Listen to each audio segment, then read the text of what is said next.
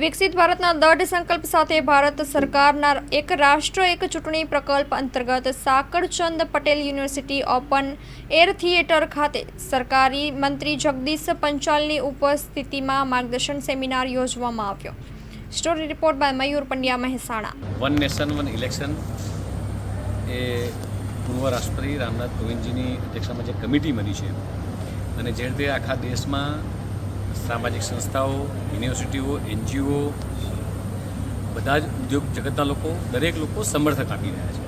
અને આ સમર્થનના લઈ અને આજે સાકળચંદ યુનિવર્સિટીની અંદર માન્ય પ્રકાશભાઈ પટેલ, મારા પૂર્વ સાંસદ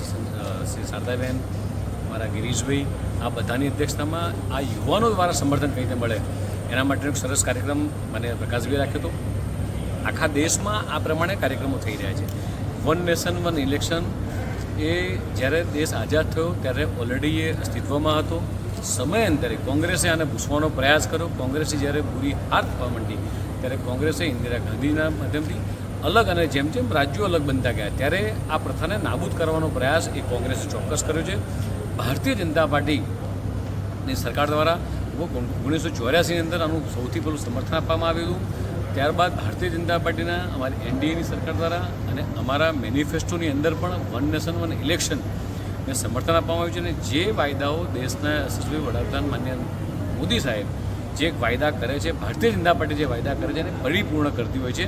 અને મેનિફેસ્ટોની અંદર જે વાત હતી એ વાતને લઈ અને સાથે સાથે ઉચ્ચ સ્તરીય જે કમિટી બની એ કમિટીમાં રામનાથ કોવિંદજીથી માંડી હરેશ સાલ્વે જેવા સિનિયર એડવોકેટ્સથી માંડી અને બધા લોકોની જે કમિટી બની અલગ અલગ કન્ટ્રીની અંદર પણ આનો પ્રવાસ થયો છે। અલગ અલગ કન્ટ્રીમાં જાપાન છે, સ્વીડન છે, જર્મની છે, જે કન્ટ્રીની અંદર વન નેશન વન ઇલેક્શન થઈ રહ્યું છે અને એના કારણે કેટલા બધા માનવ કલાકો જેની જે બચત થઈ રહી છે, કરોડો રૂપિયાની જે બચત થઈ રહી છે, આ બતાવવાનો પ્રયાસ કર્યો છે અને આના જ કારણે આખા દેશના જે સામાજિક સંસ્થાઓ હોય, યુનિવર્સિટી હોય અને જનમાનસ લગભગ 85% કરતાં વધારે લોકો આ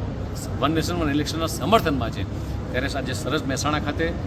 સાકળ યુનિવર્સિટીમાં કાર્યક્રમ થયો છે। આપ જોયું કે સૌ યુવાનોએ આને સમર્થન પણ આપ્યું છે અને આનાથી દેશના વિકાસમાં જે રીતે દેશના યશસ્વી પ્રધાનમંત્રી માનનીય મોદી સાહેબનું જે વિઝન છે વિકસિત ભારત 2047નું,